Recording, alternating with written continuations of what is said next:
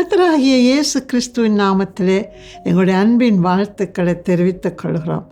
இந்த அருமையான காலை வேளையிலே இந்த தொலைக்காட்சியினூடாக சத்தியவசன தியான வேளையிலே கலந்திருக்கிற உங்கள் அனைவருக்கும் எங்களுடைய அன்பின் வாழ்த்துக்கள். இந்த நாளிலே ஒரு முக்கியமான விஷயத்தை குறித்து நாங்களும் நீங்களும் சேர்ந்து தியானிக்க போகிறோம். என்ன தெரியுமா? இன்றைக்கு சமுதாயம் பலவிதமான சவால்களை சந்தித்து கொண்டிருக்கிறது. அதில் ஒரு முக்கிய சவாலை குறித்து தான் நாங்கள் தியானிக்க போகிறோம். இது சவால் என்று சொல்லுகிறதை விட சபையிலே, கிறிஸ்தவ சபையிலே இது கணக்கெடுக்கிறார்களோ என்று கூட ஒரு கேள்வி எழுப்பத்தக்கதான ஒரு பிரச்சனை தான் இது. என்ன தெரியுமா? முதுமை. இந்த முதுமையை நினைத்தாலே எல்லாருக்கும் ஒரு பயம் வரத்தான் செய்கிறது. எங்களுடைய தேசத்தில் 2024 ஆண்டு ஜனவரி மாதம் எடுத்த கணக்கெடுப்பின்படி ஏறத்தாழ 3.5 மில்லியன் மூத்தோர்கள் எங்களுடைய நாட்டில் வாழுகிறார்கள் என்று சொல்லப்பட்டிருக்கிறது. அது கிட்டத்தட்ட ஜனத்தொகையிலே 12.3% அது இன்னும் அதிகரித்து கொண்டு போகிறதை மறக்க முடியாது. ஒரு கணக்கு நான் கேட்டேன். வயது 60 80 வரையிலும் அவர்களை சீனியர் சிட்டிசன் என்று சொல்லப்படுகிறதாகவும், 80 அவருடைய வாழ்க்கை முடியும் வரையிலும் அது வேறுபட்டதாகவும் அந்த கணக்கு சொல்லுகிறது. ஆனால் எங்களுடைய பரிசுத்த வேதாகமம் அந்த 80க்கு மேற்பட்ட வயதினருக்கு ஒரு அருமையான பெயர் கொடுத்து வைத்திருக்கிறது, விருத்தாப்பியர். இந்த சொல்ல நீங்கள் கிட்டத்தட்ட 5 தரமாவது நீங்கள் வேதத்திலே பார்க்கலாம். ஆபிரகாம், தாவீது, ஈசாக்கு எல்லாம் தங்கள் விருத்தாப்பியத்திலே மரித்தார்கள் என்று சொல்லப்படுகிறது. முதுமை என்று சொன்னதும் மூத்தோரை பார்த்து இவர்கள் பாரமாக இருக்கிறார்கள், இவர்கள் நாட்டுக்கும் பாரம், வீட்டுக்கும் பாரம், பிரச்சனை, அவர்களுக்கு வியாதி வந்தால் பராமரிக்க வேணும், செலவு, இப்படியாக பல காரியங்களை சொல்லி மூத்தோரை பலவீனப்படுத்துகிறதை நாங்கள் மறக்க முடியாது. இந்த நிகழ்ச்சியை யாராவது பெரியவர்கள், மூத்தவர்கள் பார்த்து கொண்டிருக்கிறீர்களா? இன்றைக்கு நான் உங்களுக்கு ஒரு மகிழ்ச்சியான செய்தியை சொல்லப் போகிறேன். என்ன தெரியுமா? முதுமை பாரமும் அல்ல, முதுமை தொந்தரவும் அல்ல, முதுமை வேதனையும் அல்ல, முதுமை ஆசீர்வாதம். ஏற்றுக்கொள்ள முடியுமா? முடியாமல் இருக்கிறது இல்லையா? ஆனால் வேதம் அதுதான் கற்றுத்தந்திருக்கிறது. முதுமை என்கிறது ஒரு ஆசீர்வாதம். இதுக்கு பல காரணங்களை நான் உங்களுக்கு சொல்லலாம். ஆனால் குறுகிய நேரத்துக்குள்ளே முக்கியமான 2 விடயங்களை உங்களுக்கு முன்பாக வைக்கிறேன். நீங்களே சிந்தித்து பாருங்கள். முதுமை என்பது தேவாதி தேவனுடைய உண்மைத்துவம், ஃபெய்த்ஃபுல்னஸ், அதுக்கான ஜீவனுள்ள சாட்சியாக இருக்கிறது. நீங்கள் மறக்க வேண்டாம்.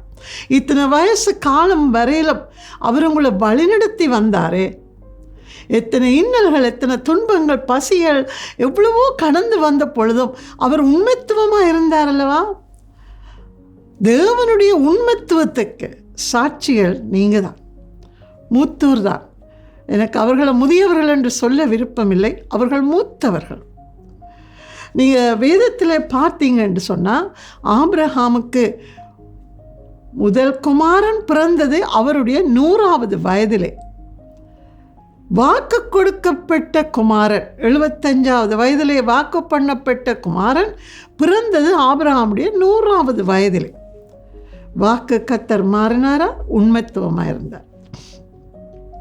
அழகும் மிடுக்கும் ராஜரீகமும் பராக்கிரமும் நிறைந்த மோசையை கர்த்தர் தேடவில்லை, அலைய விட்டார். வனாந்திரத்திலே அலைய விட்டு தம்முடைய திட்டத்தை, இரட்சிப்பின் திட்டத்தை இஸ்ரவேலருக்கு நடப்பிக்க மோசே 80 வயது வரும் வரையிலும் கர்த்தர் காத்திருந்தார். திட்டத்தை நிறைவேற்றினாரா? இல்லையா? அவருடைய வாக்கு மாறியதா? இல்லையா? இல்லை, அவர் செய்து முடித்தார். இன்னும் நான் உங்களுக்கு சொல்லலாம். யோசுவா, மோசேக்கு பிறகு யோசுவாவிடம் கையளித்த கர்த்தர் இஸ்ரவேலரை வழிநடத்த, அவரும் வழிநடத்தி இஸ்ரவேலுக்குள்ளே அவர்களை கொண்டு போய் அவர்களை குடியமர்த்தி பல காரியங்களை செய்த பிற்பாடு வேதாகமம் சொல்கிற வசனத்தை நான் அப்படியே உங்களுக்கு வாசித்து காட்டுகிறேன். யோசுவா 13ஆம் அதிகாரம் 1வது வசனம். யோசுவா வயது சென்ற முதிர்ந்தவனான போது கர்த்தர் அவனை நோக்கி, நீ வயது சென்றவனும் முதிர்ந்தவனுமாயிருக்கிறாய், சுதந்திரித்து கொள்ள வேண்டிய தேசம் இன்னும் அதிகமாக மகாவிஸ்தாரமாக என்று யோசுவாவை எழுப்பி அனுப்புகிறதை பார்க்கிறோம். நீ வயது முதிர்ந்தவன் என்று கண்டும் கர்த்தர் யோசுவாவை தொடர்ந்து பாவிக்கிறது நாங்கள் பார்க்கிறோம். காலேப்பை உங்களுக்கு தெரியும். காலேப்பும் யோசுவாவும் தான் ஆரம்பத்திலே புறப்பட்ட இஸ்ரவேல் சந்ததியிலே கானானுக்குள்ளே போனவர்கள். அந்த நிலத்தை பிரித்து கொடுக்கும் பொழுது காலேப் வந்து யோசுவாவுடன் சொல்கிறார், அன்றைக்கு இருந்த பலன் எனக்கு இன்றைக்கும் இருக்கிறது, நீர் மலைநாட்டையே எனக்கு தாரும், நான் அதை பண்படுத்தி அதை விஸ்தாரமாக்கி நான் எல்லாவற்றையும் செய்வேன் என்று கேட்கும் பொழுது அவருக்கு கிட்டத்தட்ட 80 வயதுக்கு மேலே வந்துவிட்டது. பிரியமானவர்களே,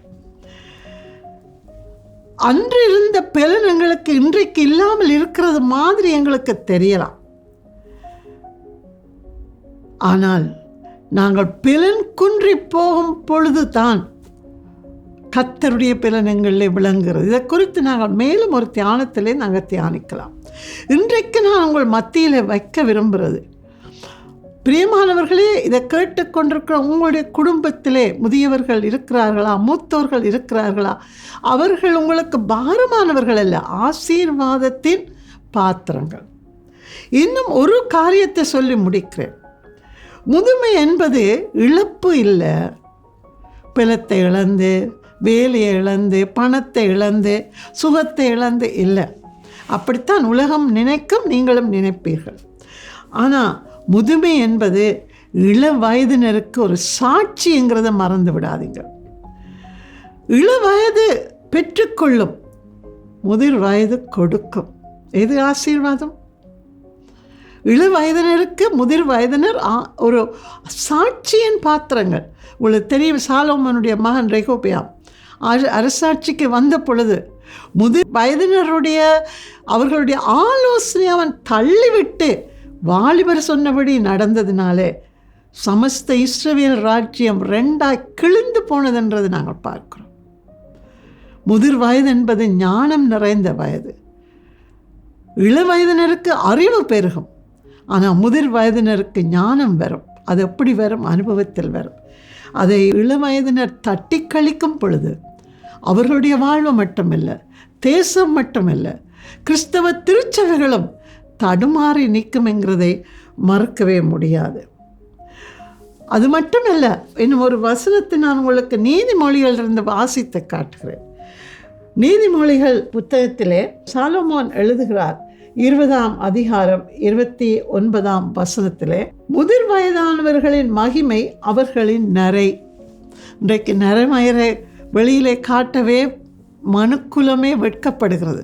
ஆனால் வேதம் சொல்லுகிறது அதுதான் முதிர் வயதானவர்களுடைய மகிமை, அதுதான் அவர்களுக்கு கிரவுன், முடி. எவ்வளவு அற்புதம் பார்த்தீங்களா பிரியமானவர்களே? முதிர் வயது என்பது தேவனுடைய திட்டம். அதை நாங்கள் மறுக்கவும் முடியாது, ஏற்க மறுக்கவும் முடியாது. தேவனுடைய திட்டத்தை நிறைவேற்றும்படி அவர் எங்களை அழைத்திருக்கிறார். முதிர் வயது வந்ததினாலே எல்லாம் முடிந்தது என்று நினைக்க வேண்டாம். என்னை பொறுத்தளவிலே அங்கேதான் ஆரம்பம் ஒன்று உண்டாகிறது. ஆண்டவர் எங்களை குறித்து எழுதி வைத்த புத்தகம் முடிவுக்கு வரவே இல்லை. கடைசி பக்கம் திறக்கப்படவில்லை என்னும் அது வரையிலும் நாங்கள் ஓட முடியும். ஏனென்றால் கர்த்தர் உங்களோடு கூட இருப்பார். இதை குறித்து இன்னும் ஒரு தியானத்திலே நான் உங்களோடு சேர்ந்து தியானிக்க விரும்புகிறேன். என்ற இந்த நாட்களிலே முதிர் வயதினர் பெரிய கஷ்டப்படுகிறது. பராமரிக்க ஆட்கள் இல்லாமல் பிள்ளைகளாலே உதாசீனப்படுத்தப்பட்டவர்களாக இருக்கிறது நாங்கள் பார்க்கிறோம். ஆனால் முதிர் வயது நிறைந்த மூத்த அப்பா அம்மா உங்களுக்கு நான் சொல்லுகிறேன், நீங்கள் ஆசீர்வாதமான பாத்திரங்கள், தேவனுக்கு சாட்சிகள். இள வயதினருக்கு நீங்கள் முன்மாதிரிகள். அதனாலே மனம் சோர்ந்து போக வேண்டாம். கர்த்தரை இறுக பற்றி கொள்ளுங்கள். இன்னும் ஒரு நிகழ்ச்சியில் நான் உங்களை சந்திக்கிறேன்.